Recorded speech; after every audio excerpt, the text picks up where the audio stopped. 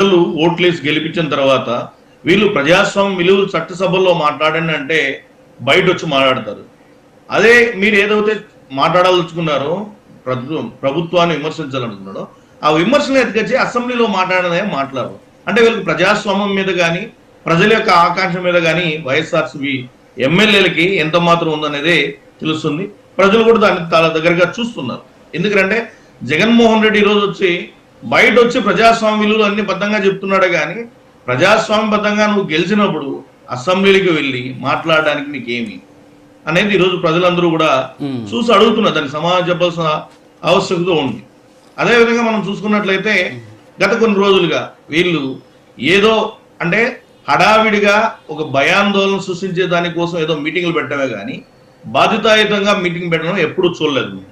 అంటే వీళ్ళకు ఒక నిజాన్ని దాచినప్పుడు ఏ విధంగా అయితే హడావిడిగా మీటింగ్లు పెడతారో అదే విధంగా మీటింగ్లు పెడుతున్నారు. మనం నిన్న కూడా చూడొచ్చు. నిన్న వివేకానంద రెడ్డి హత్య కేసు దానికి సంబంధించి సుప్రీంకోర్టు సీరియస్ అయింది. ఎందుకు సీరియస్ అయిందంటే ఇది రాజకీయ కోణం కాదు, ఒక న్యాయ విధానం కోసం నిజాన్ని బయటకు తీయడం కోసం సుప్రీంకోర్టు కూడా సీరియస్ అయింది.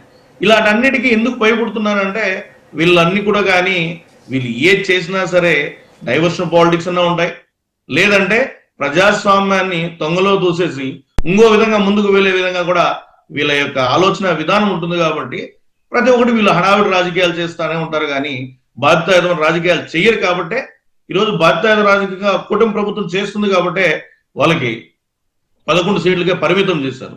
ఇప్పుడు కానీ సార్ ప్రజలు ఒకటి చూస్తున్నారు సార్, చట్టసభల్లో ఏ విధంగా గౌరవిస్తారు, వైసీపీ వారి యొక్క ప్రవర్తన ఏ విధంగా ఉంటుంది, వాళ్ళ యొక్క మాట తీరు ఏ విధంగా ఉంటుంది, వాళ్ళ యొక్క చేతల్లో ఏ విధంగా చూపిస్తారు అనేది ప్రజలు చూశారు. కాబట్టి 2024లో వాళ్ళకు సరే. ఇప్పుడు ఒకటి మనోహర్ గారు సరే వైఎస్ఆర్ కాంగ్రెస్ పార్టీ అసెంబ్లీకి రాలేదు, వాళ్ళ ఎమ్మెల్యేలు ఇవన్నీ కూడా పక్కన పెడదాం.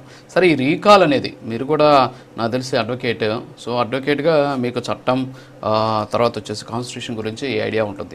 రీకాల్ అనేటటువంటిది భారతదేశం రాజ్యాంగంలో అవకాశం కల్పించలేదు. అధికారాన్ని కట్టబెట్టచ్చు కానీ అధికారంలో నుంచి దించేటటువంటి హక్కు కానీ అధికారాన్ని కానీ ప్రజలకు రాజ్యాంగం కల్పించినటువంటి పరిస్థితి.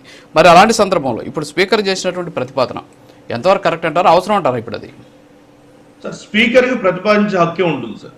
స్పీకర్ గారికి ప్రతిపాదించే హక్కే ఉంటుంది.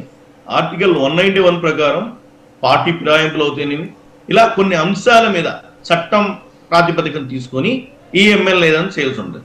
కాకపోతే అతనికి ప్రతిపాదించే హక్కు ఉంటుంది కాబట్టి తను చూశాడు, ఒక దాదాపు 19 చూశాడు, ఒక బాధ్యతాయుతమైన పదవిలో ఉన్నప్పుడు